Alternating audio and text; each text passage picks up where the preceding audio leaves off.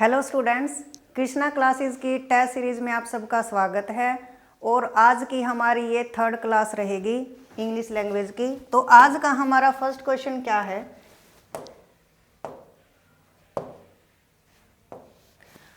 The sentence have an incorrect phrase which are shown in the bold and underline. Select option that is the correct phrase to be replace so that the sentence is grammatically wrong. Okay, तो देखो बच्चे, यहाँ पे क्या है? The scientist awarding the Nobel prize in chemistry. तो यहाँ पे ऑप्शन है is awarding, awards, was awarded, award. अब यहाँ पे हमें इसको ठीक करना है भी, ये कैसे है? ठीक है, तो देखो बच्चे, अब इस सेंटेंस में यदि मैं बात करूँ तो साइंटिस्ट क्या है, सब्जेक्ट है या ऑब्जेक्ट है? सबसे पहली बात तो मैं ये क्लियर करूंगी, कोई भी सेंटेंस गिवन है भी सेंटेंस में सब्जेक्ट है या ऑब्जेक्ट है। तो यहाँ पे साइंटिस्ट ऑब्जेक्ट है। वैसे बच्चे क्या सोचते हैं भाई, सबसे पहले सब्जेक्ट आता है, फिर वर्ब, फिर ऑब्जेक्ट। लेकिन हम देखेंगे ऑब्जेक्ट क्या होता है, जब सब्जेक्ट के बाद क्या और किसको लगाने से जो भी हमारा आंसर रहेगा वो हमारा क्या होता है? ऑब्जेक्ट होता है। फिर मैंने देखा किसको केमिस्ट्री में नोबेल प्राइज दिया जाता है? साइंटिस्ट को। अब इसका आंसर क्या और किसको से आया भाई? यहाँ पे साइंटिस्ट सब्जेक्ट नहीं है, क्योंकि सब्जेक्ट क्यों नहीं है? क्योंकि बच्चे साइंटिस्ट खुद अवार्ड नहीं जीतता, नहीं देता, खुद को साइंटिस्ट को अवार्ड दिया जाता है किसी के द्वारा। भाई यहाँ पे शायद बाय पीएम सीएम कुछ तो होना चाहिए था, ठीक है, लेकिन यहाँ पे नहीं है, क्योंकि यदि यहाँ पे बाय लगा के कुछ दे देते तो उनको डायरेक्ट पता चल जाता आपको कि ये सेंटेंस पेसिव वॉइस में है। इस सेंटेंस का स्ट्रक्चर है पेसिव वॉइस में। यहाँ पे साइंटिस्ट सब्जेक्ट का काम न करके किसका काम कर रहा है? ऑब्जेक्ट का। और ऑब्जेक्ट का काम करेगा तो यहाँ पे थर्ड फॉर्म का जिक्र आना चाहिए, क्योंकि पेसिव वॉइस जब भी हम करते हैं तो वर्ब की थर्ड फॉर्म का यूज करते हैं। तो अब ऑप्शन पे चलते हैं। देखो यहाँ पे अवॉर्डिंग थर्ड फॉर्म नहीं है, अवॉर्ड्स ये भी थर्ड फॉर्म नहीं है, अवॉर्ड ये भी नहीं है, ये तो फिफ्थ फॉर्म है, ये फर्स्ट फॉर्म है। तो यहाँ पे वॉज अवॉर्डेड, वॉज वर्ब के साथ जब थर्ड फॉर्म आती है तो ये पेसिव वॉइस के स्ट्रक्चर में आती है। अदरवाइज तो वॉज वर्ब के साथ आईएनजी फॉर्म आती है, लेकिन पेसिव वॉइस का स्ट्रक्चर रहेगा तो वॉज वर्ब के साथ वर्ब की थर्ड फॉर्म। यदि मैं ऑप्शन के हिसाब से चलूँ तो इसका आंसर क्या रहेगा बच्चे? सी रहेगा। क्लियर? तो ये चीज ध्यान रखेंगे, इज अवॉर्डिंग नहीं आ सकता क्योंकि पेसिव वॉइस की फॉर्मेशन है। मैंने आपको बताया जब भी हमारे एग्जाम में क्वेश्चन पूछा जाता है तो एचएसएससी में लगभग स्ट्रक्चर यही रहता है कि ऑब्जेक्ट को पहले देते हैं ताकि बच्चा कंफ्यूजन में आ जाए। तो आप ध्यान रखेंगे, कोई भी सेंटेंस गिवन है तो सबसे पहले हम क्या चेक करेंगे कि भाई सब्जेक्ट क्या है, ऑब्जेक्ट क्या है। इस सेंटेंस में सब साइंटिस्ट सब्जेक्ट नहीं है। हर बार ऐसा नहीं होगा सेंटेंस के स्टार्टिंग में सब्जेक्ट आएगा, ऐसा भी हो सकता है कि सेंटेंस के स्टार्टिंग में ऑब्जेक्ट आए। ऑब्जेक्ट आएगा तो इसका मतलब सेंटेंस पेसिव वॉइस का है। तो हम थोड़ा सा ध्यान रखेंगे, ऑप्शन को देखेंगे, फिर देखेंगे भी वॉइस है तो थर्ड फॉर्म मिलनी चाहिए और यहाँ पे सी में थर्ड फॉर्म है। क्लियर? नेक्स्ट क्वेश्चन देखो, अ फिल इन द ब्लैंक है। Last night while sleeping I a beautiful dream that my dog had given birth puppies. अब देखो लास्ट आते ही मेरे को पता चल गया, यदि किसी भी सेंटेंस में लास्ट, यस्टरडे या एगो आ जाए तो आपको पता होना चाहिए ये सिंपल पास्ट की पहचान है, यानी वर्ब की सेकंड फॉर्म की, ठीक है, या फिर डिड के साथ वर्ब की फर्स्ट फॉर्म। अब ये सिंपल सेंटेंस है तो लास्ट आती है, हमें पता चला अभी सेंटेंस में सेकंड फॉर्म चाहिए। तो देखो बच्चे, हैज, हैड, हैड, हैज की second form had, third form had, या फिर हैव, हैड, हैड, ठीक है। अब मेरे को सेकंड फॉर्म चाहिए यहाँ पे, तो मैं ढूंढूंगी भाई हैव की सेकंड फॉर्म हैड होती है। ऑप्शन में हैड कहाँ पे है? फर्स्ट में भी नहीं है, सेकंड में है भाई, है ना। तो यहाँ पे बी ऑप्शन करेक्ट रहेगा, हैड सेकंड फॉर्म का यूज होगा। अब एम हैविंग भी नहीं आ सकता, हैज भी नहीं आ सकता, तो यहाँ पे क्या आएगा बच्चे? हैड का यूज होगा वर्ब की सेकंड फॉर्म का। रीजन क्या है? लास्ट आया है। क्लियर? नेक्स्ट देखो, is the synonym of affection. Affection का मतलब क्या होता है बच्चे? सिनोनिम का मतलब है सेम मीनिंग, समान पर्यायवाची, ठीक है। अफेक्शन का मतलब होता है स्नेह, प्यार। तो अब देखो, डिसलाइक मैंने नापसंद, हेटर्ड, नफरत, डिसइंटरेस्ट, ये भी नेगेटिविटी को दिखाएगा, तो इसका हो जाएगा फॉन्डनेस। इसका अफेक्शन का सेम मीनिंग क्या है, फॉन्डनेस। डिसलाइक तो ना पसंद है, डिसइंटरेस्ट ना रुचि है, यहाँ पे हेटर्ड का भी नफरत है, तो अफेक्शन का मीनिंग रहेगा फॉन्डनेस। क्लियर। नेक्स्ट देखो, अब यहाँ पे क्या है, अंडरलाइन वर्ड को ठीक करना है। Cannon jumped at the river, तो यहाँ पे बच्चे देखो, मैंने पहले भी डिस्कस किया आपके साथ इन और इनटू का मीनिंग, ठीक है। इन का मतलब क्या होता है, ऑलरेडी एग्जिस्ट, ऑलरेडी अंदर, और इनटू का मतलब क्या होता है बच्चे, मूविंग, बाहर से अंदर। अब कैनन ने रिवर में जंप किया है, तो भाई बाहर से अंदर की मोशन है, तो ये चीज मूविंग है। मूविंग है तो जंप के साथ एट का यूज नहीं होगा, जंप के साथ किसका यूज होगा, इनटू का। यानी यहाँ पे आंसर क्या होगा, jump into the river. Clear. Next sentence देखो, the person to who Reshma sell her house is an English professor. Okay, अब यहाँ पे हु और होम में से क्या आएगा वो चीज देखेंगे। तो देखो, जब भी हम प्रोनाउन का एक बार ऑप्शन पे चलते हैं, who Reshma sold, which Reshma sells, whom Reshma sold, who Reshma was selling. अब देखो, मैं आपको एक कॉन्सेप्ट सिखाती हूँ, एक होता है हु, एक होता है हुम। अब जब भी हु और हुम रिलेटिव प्रोनाउन के रूप में आएंगे, तो वहां पे आपको एक चीज याद रखनी पड़ेगी, कितना ही बड़ा सेंटेंस हो, हम वहां पे दो चीज चेक करेंगे कि सेंटेंस में कितने सब्जेक्ट हैं और कितनी वर्ब है। डन। यदि सब्जेक्ट और वर्ब इक्वल है, इक्वल नहीं है तो हु आएगा, और सब्जेक्ट और वर्ब इक्वल है तो हुम आएगा। कैसे, सेंटेंस से क्लियर करते हैं। अब मैं ये देखूंगी सेंटेंस में हमारे कितने सब्जेक्ट हैं, तो पर्सन ये सब्जेक्ट है, स्टार्टिंग में है। रेशमा, सब्जेक्ट क्या होता है, जो मेन वर्ब से पहले होगा या स्टार्टिंग में होगा, हम कैसे भी कर ले, तो यहाँ पे रेशमा भी क्या है, सब्जेक्ट है। कितने सब्जेक्ट हैं, दो। फिर मैंने देखा सेल क्या है, वर्ब है, और इज भी क्या है, वर्ब है। अब सेंटेंस में दो सब्जेक्ट हैं, दो वर्ब है, सब्जेक्ट और verb equal, then we use whom. तो इस सेंटेंस का करेक्ट आंसर क्या रहेगा बच्चे, सी रहेगा। ठीक है, तो यहाँ पे हुम का यूज होगा। प्रोनाउन में हम डिस्कस करते हैं, तो इसे अब ध्यान मतलब अच्छे से समझेंगे। नेक्स्ट देखो, we discuss this topic yesterday, haven't we. Okay, अब देखो, जब भी कभी आप अपोस्ट्रोफे, ऐसे नोट में अपोस्ट्रोफे देखो, तो ये क्वेश्चन होता है क्वेश्चन टैग का। किस चीज का, क्वेश्चन टैग। और क्वेश्चन टैग होता क्या है, क्वेश्चन टैग सिर्फ इतना सा है कि हेल्पिंग वर्ब हम पहले लगा देंगे, after then subject, after then sign of interrogation. Question tag का मीनिंग ही ये होता है, सिर्फ हमें दो चीजें चाहिए, हेल्पिंग वर्ब और सब्जेक्ट। बस एक चीज याद रखेंगे, यदि सेंटेंस मेरा पॉजिटिव है तो क्वेश्चन टैग नेगेटिव होता है, और यदि हमारा क्वेश्चन नेगेटिव है तो क्वेश्चन टैग क्या होगा, पॉजिटिव होगा। डन। अब इस सेंटेंस में क्या है, we discuss this topic yesterday. अब मेरे को ये ढूंढना भी इस सेंटेंस की हेल्पिंग वर्ब क्या है, तो मैंने देखा डिस्कस वर्ब की सेकंड फॉर्म है, और जब भी कभी सेकंड फॉर्म हो तो आपको पता होना चाहिए पास्ट इंडेफिनिट टेंस और उसकी हेल्पिंग वर्ब डिड होती है। और या कभी भी वर्ब की फर्स्ट फॉर्म या फिफ्थ फॉर्म दे रखा हो तो आपको पता होना चाहिए इस टेंस की हेल्पिंग वर्ब क्या होगी, डू या डज। अब मैंने देखा सेकंड फॉर्म है, सेकंड फॉर्म है तो मेरे को डिड चाहिए, ठीक है, और ये पॉजिटिव है तो क्वेश्चन टैग नेगेटिव होगा। डिडंट, सब्जेक्ट है वी, डिडंट वी कौन से ऑप्शन में है, फर्स्ट ऑप्शन में है। ठीक है, सिर्फ इतना सा काम है क्वेश्चन टैग का। कोई भी सेंटेंस गिवन है बच्चे तो हम सिर्फ ये देखेंगे हेल्पिंग वर्ब क्या है, उसको हम बाहर निकालेंगे, उसके बेस पे फिर जो सब्जेक्ट होगा वो लगा देंगे। डन। तो इसका करेक्ट आंसर क्या रहेगा, ए। नेक्स्ट क्वेश्चन देखो, until midnight last night। Okay, option है I have read, I have been reading, I am reading, I was reading. चार ऑप्शन गिवन है।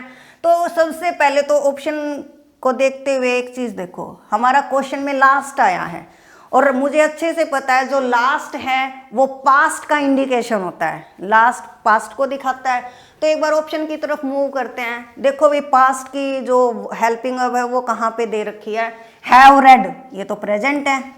एम रीडिंग, ये भी प्रेजेंट है, कंटिन्यूस है।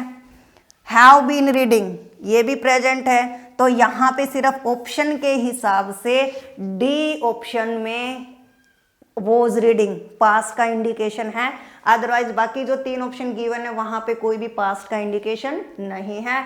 कि मैं अंटिल मिडनाइट लास्ट नाइट, भी पिछली रात में आधी रात तक पढ़ रहा था, तो आई वॉज रीडिंग। क्लियर।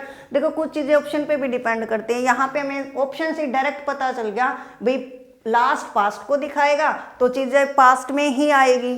तो मैंने देखा 3 ऑप्शन में तो प्रेजेंट है, एक में ही पास्ट है, तो ये हमारा डी आंसर ठीक रहेगा। क्लियर। नेक्स्ट देखो पेरिलस एंटोनिम। अब पेरिलस का एंटोनिम मतलब होता है अपोजिट वर्ड बताइए। ठीक है, तो देखो बच्चे पेरिलस का मतलब होता है खतरनाक, डेंजर, डेंजरस। ठीक है, तो देखो फाइन मीन्स अच्छा, डेलिकेट नाजुक, हेल्दी स्वस्थ। तो यहाँ पे जो सेफ है उसका मतलब होता है सुरक्षित। ठीक है, तो इसका आंसर क्या रहेगा, डी।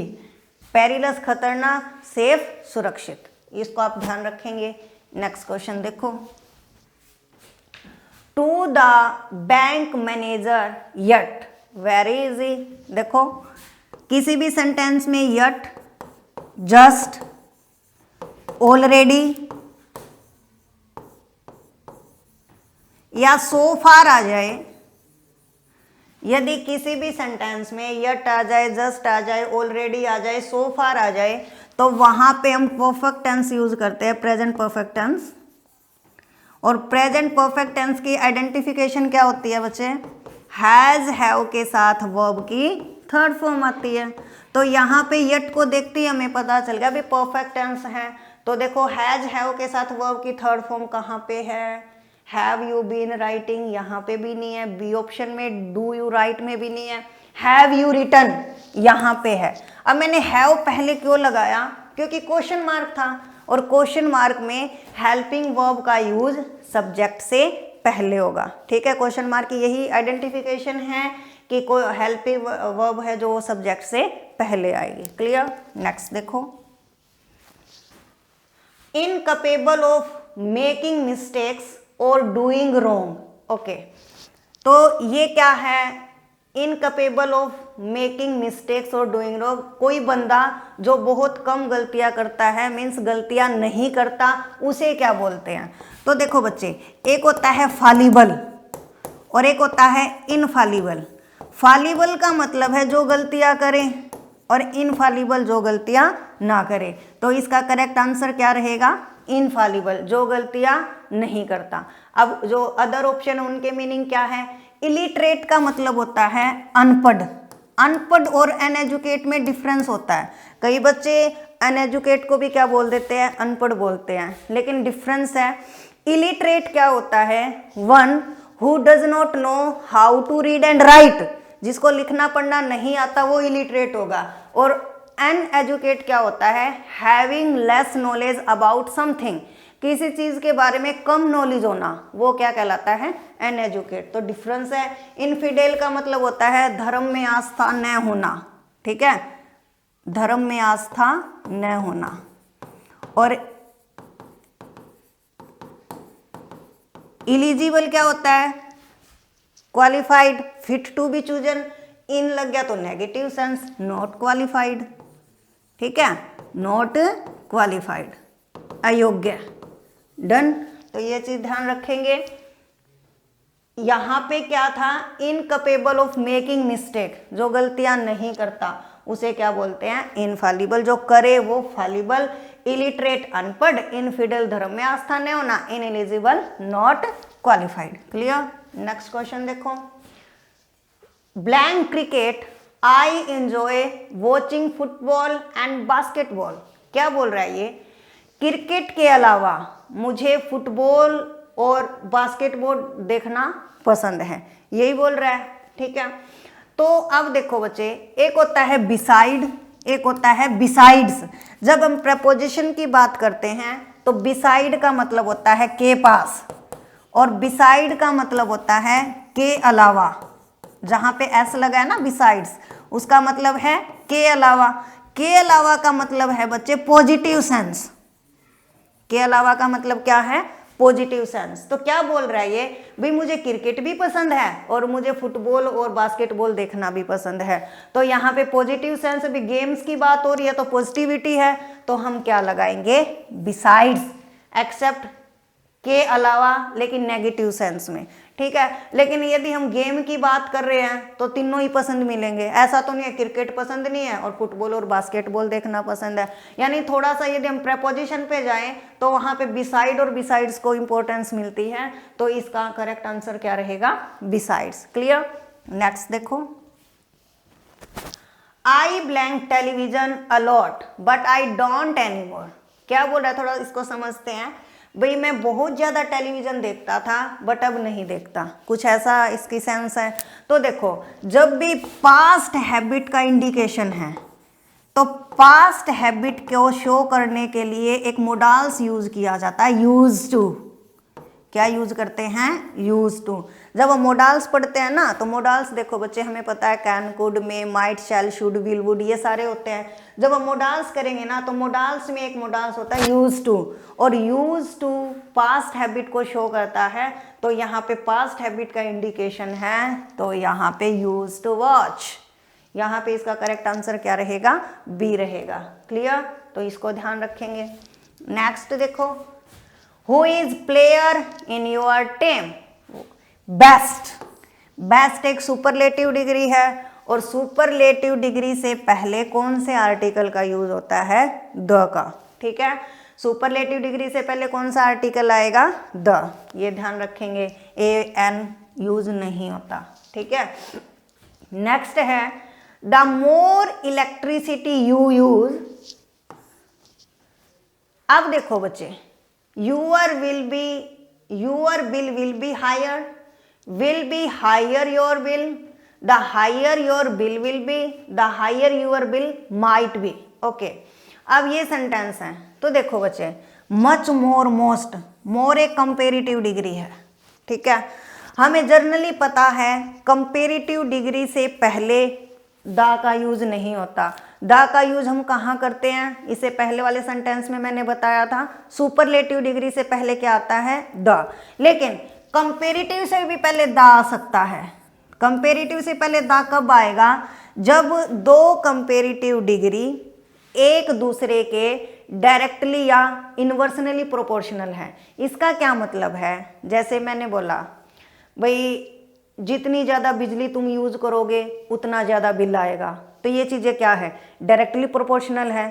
तो वहाँ पे दोनों कंपेरेटिव डिग्री है, तो दोनों कंपेरेटिव डिग्री से पहले क्या लगाते हैं? द। जैसे मैं ये बोल दूँ कि भाई किसी चीज़ की, हम गाड़ी से जा रहे हैं, उसकी स्पीड बढ़ा दे तो टाइम कम लगेगा, तो दो अपोजिट चीज़ें हैं, इन्वर्सनली प्रोपोर्शनल है, तो वहाँ पे भी कंपेरेटिव डिग्री से पहले द आएगा। सिर्फ एक केस में कंपेरेटिव डिग्री से पहले द आता है, कब? यदि दो कंपेरेटिव डिग्री एक दूसरे के डायरेक्टली या इन्वर्सनली प्रोपोर्शनल है। फिर मैंने देखा द मोर, तो मेरे को द हायर चाहिएगा। दो कंपेरेटिव डिग्री एक दूसरे के डायरेक्टली या इनवर्सनली प्रोपोर्शनल हो तो दोनों कंपेरेटिव डिग्री से पहले क्या लगाते हैं? द लगाते हैं। तो the higher your bill will be. ठीक है, माइट भी नहीं, विल बी प्रेजेंट, ये फ्यूचर यूज होगा। ठीक है, भी जितनी ज़्यादा बिजली तुम यूज करोगे उतना ज़्यादा बिल आएगा। तो यहाँ पे बस एक चीज़ याद रखनी, विल क्यों आया है? जब फ्यूचर में दो काम होते हैं तो एक में प्रेजेंट आता है, दूसरे में फ्यूचर का यूज होता है, इसलिए यहाँ पे क्या आया है? Future tense. भाई पहले हम बिजली यूज करेंगे फिर बिल आएगा, बिल बाद में आएगा। देखो वैसे मैं लिख देती हूँ। देखो फ्यूचर में दो काम होते हैं, फर्स्ट एक्शन और सेकंड एक्शन। तो जो काम फर्स्ट होगा उसमें आता है प्रेजेंट, वर्ब की पहली फॉर्म या पांचवी फॉर्म।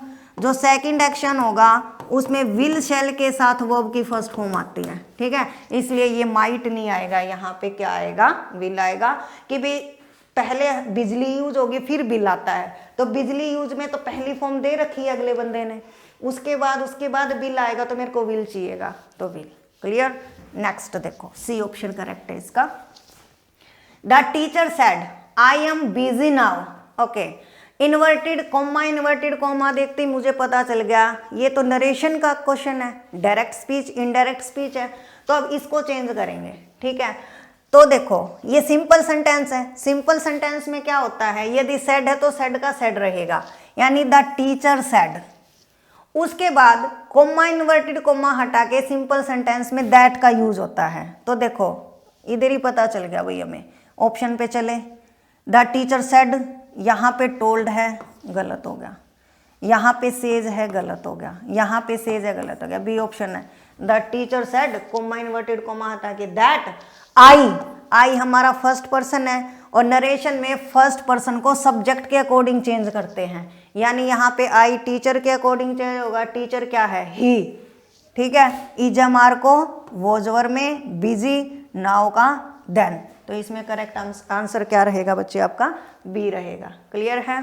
नेक्स्ट देखो, one word substitute an act of killing one's mother. Okay, देखो बच्चे हम साइड पढ़ते हैं, साइड का मतलब होता है किलिंग या डेथ। ठीक है, तो साइड में यहाँ पे ऑप्शन है जीनोसाइड, मोर्टुनरी, फोइटिसाइड, मैट्रिसाइड। ठीक है, तो यहाँ पे मैं आपको पूरा ही बता देती हूँ। देखो सुसाइड का मीनिंग होता है खुद की हत्या, फ्रैट्रीसाइड, फ्रैट्री मैंने ब्रदर, भाई की हत्या। ठीक है, उसके बाद है सोरोसाइड, सोरो मैंने एस से सिस्टर, सिस्टर की हत्या। ठीक है, उसके बाद है पैट्रीसाइड, पैट्री पितरी, पिता, पिता की हत्या। मैट्रीसाइड मातृ, माता, माता की हत्या। एक याद रखना मैरिटीसाइड, मैरिटीसाइड होता है बच्चे हस्बैंड की हत्या। और युक्सोरीसाइड, साइड याद रखेंगे इंपॉर्टेंट है, युक्सोरीसाइड, युक्सोरीसाइड का मतलब होता है वाइफ की हत्या। ठीक है, तो अब साइड में ये ध्यान रखेंगे, सुसाइड खुद की, फेरेट्री ब्रदर, सोरो सिस्टर, पैट्री मैट्री, मैरिटी ये मैट्री है माता, और ये है मैरिटी हस्बैंड, युक्सोरीसाइड वाइफ। ठीक है, अब यहाँ पे माता की हत्या यानी मैट्री, मैट्रीसाइड। क्लियर। अब जीनोसाइड क्या होता है, जीनोसाइड का मतलब है रेस और कम्युनिटी, जाति समुदाय की हत्या। ठीक है, उसके बाद फोइटी भ्रूण हत्या। ठीक है, फीमेल फोर्टिसाइड बोलते हैं ना, तो भ्रूण हत्या। मोर्टरी शवगृह, जहां पे शव को रखा जाता है। तो इसका करेक्ट आंसर क्या रहेगा, डी रहेगा। इसके साथ साथ ये 5-6 वर्ड और याद रखेंगे। ठीक है, नेक्स्ट क्वेश्चन देखो भाई, supply stable article, article fill करना है। Mrs Patel speaks blank French. Okay, a and the. तो बच्चे फ्रेंच एक लैंग्वेज है और लैंग्वेज से पहले आर्टिकल का यूज नहीं होता। अब जैसे इंग्लिश है, फ्रेंच है, जब ये लैंग्वेज की तरह यूज होते हैं, भाषा की तरह यूज होते हैं, तो इनसे पहले आर्टिकल का यूज नहीं करते। लेकिन कई बार क्या होता है, आपने देखा होगा द इंग्लिश लिखा, तो इस द इंग्लिश का मतलब होता है यहाँ पे इंग्लिश लैंग्वेज नहीं है। यदि लैंग्वेज से पहले हम द लगाते तो वो नेशनलिटी को शो करता है। यहाँ पे इंग्लिश का मतलब है अंग्रेज। ठीक है, ऐसे ही द फ्रेंच, फ्रेंच का मतलब होता है फ्रांसीसी। क्लियर। तो यदि द लगा हुआ है तो वह वहाँ की नेशनलिटी को शो करेगा, अदरवाइज ये क्या होते हैं, लैंग्वेज होते हैं। यहाँ पे जो फ्रेंच है वो क्या है, लैंग्वेज का काम कर रही है, तो यहाँ पे आर्टिकल का यूज नहीं होगा। Clear. Bangkok is blank capital of Thailand. Okay, अब देखो बच्चे ए एंड द बनना है। ठीक है, तो हमें पता है यदि किसी भी सेंटेंस में नाउन फिर ऑफ और फिर दोबारा नाउन आ जाए, यदि किसी भी सेंटेंस में नाउन ऑफ नाउन का स्ट्रक्चर है तो उससे पहले हम द आर्टिकल लगाते हैं। द का मीनिंग ही क्या होता है, जब हमारे सारे रूल अप्लाई नहीं हो पाते तो थोड़ा इस रूल पे फोकस करना। यदि किसी भी सेंटेंस में नाउन ऑफ नाउन का स्ट्रक्चर है, स्पेशल नाउन है, तो उससे पहले क्या लगता है, द का यूज होगा। तो Bangkok is the capital of Thailand. Clear. Next, the parcel a month एगो। ओके, देखो बच्चे, इसमें आंसर क्या है, इज सेंट, हैज सेंट, वो सेंट, सेंट। अब किसी भी सेंटेंस में मैंने पहले भी बताया था, यस्टरडे आ जाए, लास्ट आ जाए, एगो आ जाए, तो वहां पे वर्ब की सेकंड फॉर्म या डिड के साथ नेगेटिव है तो फर्स्ट फॉर्म का यूज होगा। ठीक है। अब सबसे पहले मैं ये कंफर्म करूंगी, जो पार्सल है वो सब्जेक्ट है या ऑब्जेक्ट है। द पार्सल ए मंथ एगो, बताओ पार्सल सब्जेक्ट है या ऑब्जेक्ट है।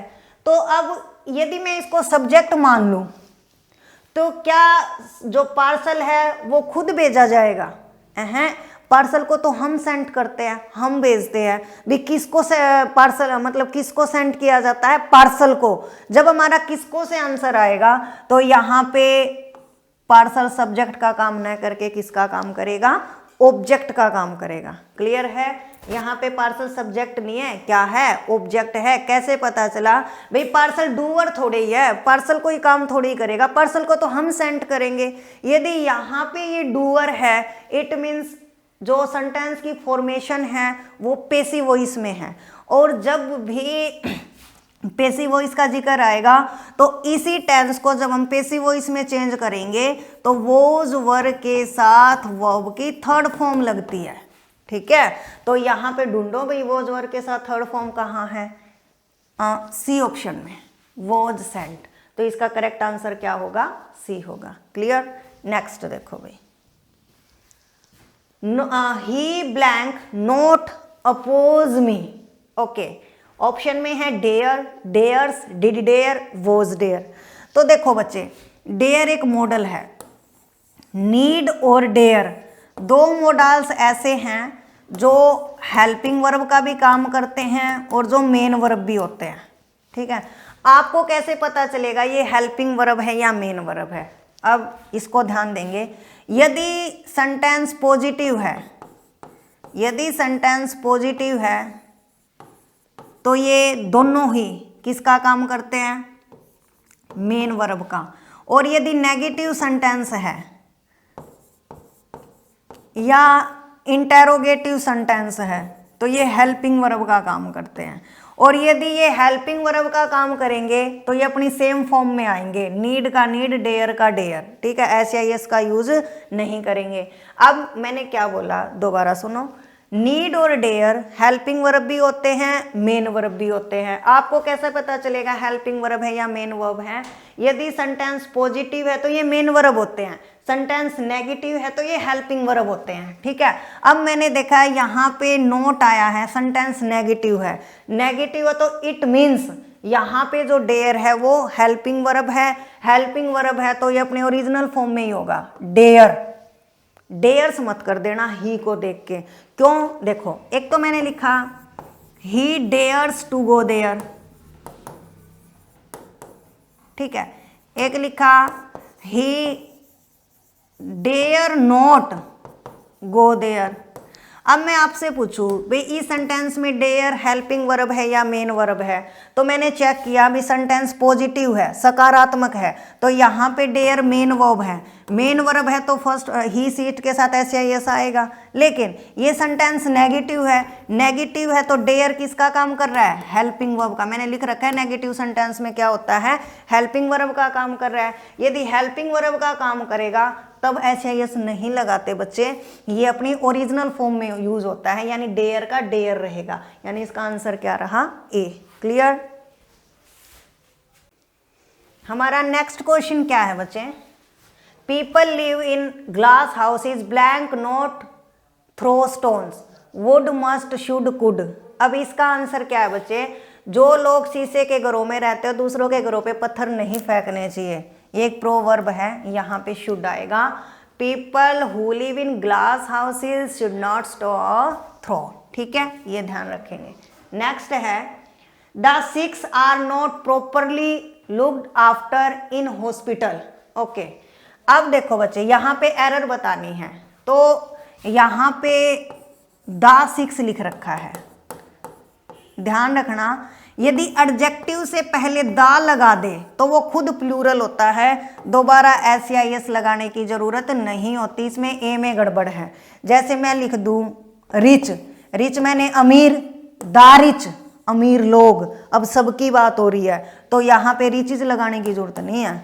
जैसे मैंने लिखा पुअर गरीब, दा लगा देंगे तो द पुअर गरीब लोग, यहाँ पे एस लगाने की जरूरत नहीं है। यदि एडजेक्टिव से पहले हम दा लगा दे तो ऑलरेडी वो प्लूरल होता है, प्लूरल होता है तो उसके साथ एस या एस का यूज नहीं होगा। The rich, the poor. Clear? Next देखो भाई, some phenomenon of nature are difficult to explain. यहाँ पे एरर बतानी है, तो यहाँ पे एरर कहाँ है? ए पोर्शन में एरर है बच्चे। कैसे पता चला? देखो सम के बाद हमेशा प्लूरल काउंटेबल नाउन का यूज होता है। अनकाउंटेबल भी आती है, लेकिन सम के बाद काउंटेबल की बात करें तो नाउन कैसी होनी चाहिए? प्लूरल। आपने लिखा देखा होगा सम बॉयज, क्या कहीं पे सम बॉय लिखा देखा है? नहीं, क्योंकि सम के साथ हमेशा प्लूरल आता है। तो सेम हेयर फिनोमिनन एक सिंगुलर है, फिनोमिनन का सिंगुलर प्लूरल होता है फिनोमिना, तो यहाँ पे प्लूरल लगाएंगे। फिनोमिनन सिंगुलर है, इसका प्लूरल होता है फिनोमिना, तो फिनोमिना आएगा। Clear? Next, which part of the sentence has an error? Okay, scarcely I had finish relating the incident when he fall asleep. ये कंजक्शन है। हार्डली और स्केर्सली के बाद व्हेन आएगा, नो डाउट, लेकिन किसी भी सेंटेंस में स्कार्सली है, नो सूनर है, हार्डली है, तो यदि ये तीन शब्द कहीं पे भी है तो इनके तुरंत बाद रूल ऑफ इन्वर्जन आता है। रूल ऑफ इन्वर्जन का मतलब क्या होता है? रूल ऑफ इन्वर्जन का मतलब इनके तुरंत बाद मुझे हेल्पिंग वर्ब चाहिए, फिर सब्जेक्ट आना चाहिए। लेकिन मैंने देखा स्कार्सली के तुरंत बाद सब्जेक्ट दे दिया, हेल्पिंग वर्ब नहीं है, तो यानी यहीं पे एरर है। इसको यदि मैं ठीक करूँ तो हैड आई फिनिश्ड होना चाहिए। ठीक है, किसी भी सेंटेंस में हार्डली, स्कार्सली, नो सूनर है तो उसके बाद रूल ऑफ इन्वर्जन आएगा, पहले हेल्पिंग वर्ब आएगी, फिर सब्जेक्ट आएगा। लेकिन यहाँ पे पहले सब्जेक्ट था तो ये गलत है, हैड आई आएगा। क्लियर? नेक्स्ट देखो भाई, he works by fits and starts. Fit and start का मतलब होता है जब हम काम को रेगुलर नहीं करते, कभी कभार करते हैं। अब जैसे 6 महीने कमा लिया, 6 महीने फिर घर पे ऐश की, फिर 6 महीने कमा लिया, फिर घर पे ऐश की, तो इसे बोलते हैं फिट्स एंड स्टार्ट्स, यानी इरेगुलरली। क्या बोलेंगे? इरेगुलरली। कंसिस्टेंटली होता है लगातार, इन हाई स्पिरिट उत्साह में, एंथुसियास्टिकली उत्साह में, तो इसका आएगा फिट्स एंड स्टार्ट। एक फ्रेज है, इसका मतलब होता है रुक रुक के। क्लियर? कभी कभार। नेक्स्ट है ही हैज डिफिकल्टी। अब है टू मच और मच टू। देखो ध्यान रखना, एक होता है टू मच, एक होता है मच टू। दोनों में क्या डिफरेंस है? टू मच का यूज हमेशा नाउन से पहले होगा, ठीक है, और मच टू हमेशा एडजेक्टिव से पहले आता है। ठीक है, एडजेक्टिव से पहले। तो अब मैंने देखा डिफिकल्टी क्या है? नाउन है, नाउन से पहले तो टू मच आएगा, यानी टू मच, मच टू नहीं आएगा। क्लियर? तो ये चीज़ ध्यान रखेंगे। उसके बाद यदि ये होता ही इज इंटेलिजेंट, फिर मैं क्या लगाती बच्चे? इंटेलिजेंट एडजेक्टिव है, एडजेक्टिव से पहले मस्ट टू, यानी मस्ट टू इंटेलिजेंट होता। ठीक है, तो ये चीज़ आप ध्यान रखेंगे। नेक्स्ट देखो, neither of the 3 boys has completed the work. यहाँ पे एरर बतानी है, नीदर ऑफ। तो बच्चे नीदर ऑफ का हिंदी में मीनिंग है 2 में से एक भी नहीं। क्या मीनिंग है? 2 में से एक भी नहीं। तो यहाँ पे 3 आ गया, लेकिन नीदर ऑफ का मतलब है 2 में से एक भी नहीं, तो यहाँ पे गड़बड़ आ गया। अब यहाँ पे है ज़्यादा में से एक भी नहीं, है ना, तो उसके लिए एक वर्ड यूज करते हैं नन ऑफ। नन ऑफ का हिंदी में मीनिंग है ज़्यादा में से एक भी नहीं। नीदर या नाइदर आ जाता यदि टू होता, अब टू नहीं है, ज्यादा है तो यहाँ पे नन ऑफ आएगा। क्या आएगा? None of. टू होता तो ये ठीक था, अदरवाइज नन ऑफ का मतलब है ज्यादा में से एक भी नहीं। Clear? Next, in the same book, it is the same book which I saw at the book fair. देखो द सेम के साथ कभी भी विच का यूज नहीं होता, द सेम के बाद दैट आता है, या तो एज आएगा या दैट आएगा। द सेम के बाद दैट कब आता है? यदि नेक्स्ट सेंटेंस में वर्ब दे रखी हो। मैंने देखा नेक्स्ट सेंटेंस में वर्ब दे रखी है तो द सेम के बाद दैट आएगा। भाई यह वही पुस्तक है जो मुझे चाहिए थी, तो द सेम का पेयर क्या होता है? दैट। ठीक है, हम प्रोनाउन में भी पढ़ते हैं ना, द सेम कहीं पे आ जाए तो उसके साथ क्या आएगा? दैट आएगा। क्लियर? नेक्स्ट, विच नहीं आता। They make him the chairman every year. Okay, underline phrase.